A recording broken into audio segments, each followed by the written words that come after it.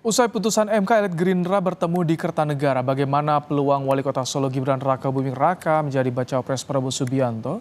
Kita tanyakan pada jurnalis Kompas TV Jonah Hamonangan.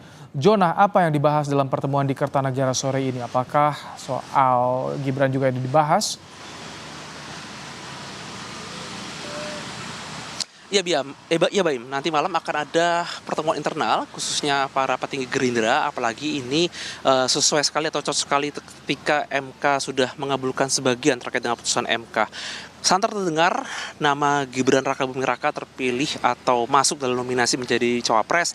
Apalagi kalau lihat terkait dengan batasan umur ini ada seperti syarat atau mungkin daftar seperti sedang menjabat sebagai kepala daerah. Nah, tentu saja ini menjadi peluang masuk bagi Gibran untuk bisa masuk. Nah, apakah hari ini akan diputuskan nama Gibran menjadi cawapres resmi dari Prabowo Subianto atau tidak? Tentu saja ini masih harus menunggu kesepakatan bersama. Seperti kita tahu bahwa untuk koalisi Indonesia Maju ini cukup besar atau cukup gemuk, jadi ini masih harus menunggu persetujuan dari partai lain. Memang kalau kita lihat dari nama-nama yang masuk ini sudah ada 4 nama yang masuk.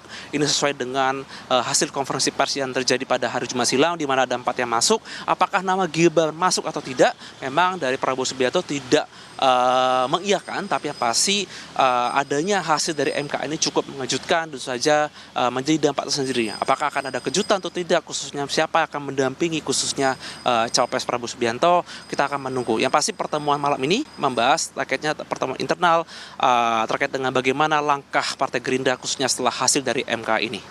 Baim. Terima kasih Jonah Hamonangan untuk laporan Anda langsung dari Kertanegara, Jakarta Selatan.